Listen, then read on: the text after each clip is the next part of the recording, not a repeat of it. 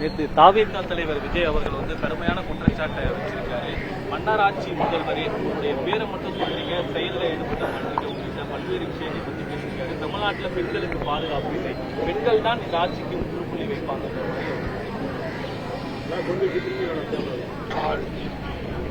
மன்னரா ஒரு சினிமா வரி பாடல் தான் நினைவுக்கு வருகிறது.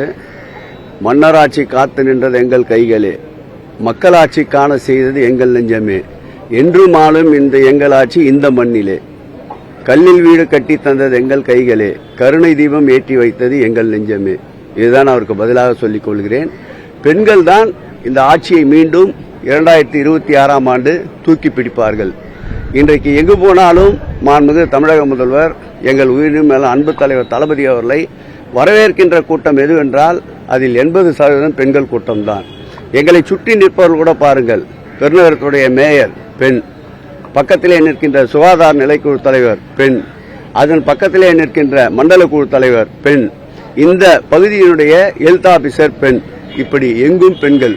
சக்திமயமான இந்த ஆட்சியை எந்த சக்தியாலும் அகற்ற முடியாது என்பதுதான் எங்களுடைய பதில்.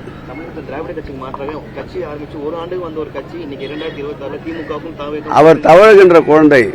நாங்கள் பிடி உஷா போல் பல்வேறு ஓட்டப்பந்தயங்களில் பங்கேற்று வெற்றி கண்டவர்கள், பல கரடுமுரடான பாதைகளை கடந்து வந்தவர்கள், சிறை என்றால் என்னவென்று தெரியாதவர்கள், போராட்ட களம் என்றால் என்னவென்று தெரியாதவர்கள், ஆர்ப்பாட்ட களம் என்றால் என்னவென்று தெரியாதவர்கள், பொதுக்கூட்டம் என்றால் என்னவென்று தெரியாதவர்கள், மக்கள் பணி என்றால் என்னவென்று தெரியாதவர்கள், புயல் மழை வெள்ளம் போன்றவற்றை கூட தன்னுடைய இருப்பிடத்திற்கு அழைத்து வந்து 10 பேர்களுக்கு நலத்திட்ட உதவிகளை கொடுத்து அதை எடுத்து போட்டோ போட்டுக்கொண்டு அதையும் பிரசுரிப்பதற்கு ஊடகங்கள் தயாராக இருந்தால் தமிழகத்தின் நிலை இப்படித்தான் இருக்கும், இப்படித்தான் பேசிக் கொண்டிருப்பார்கள்.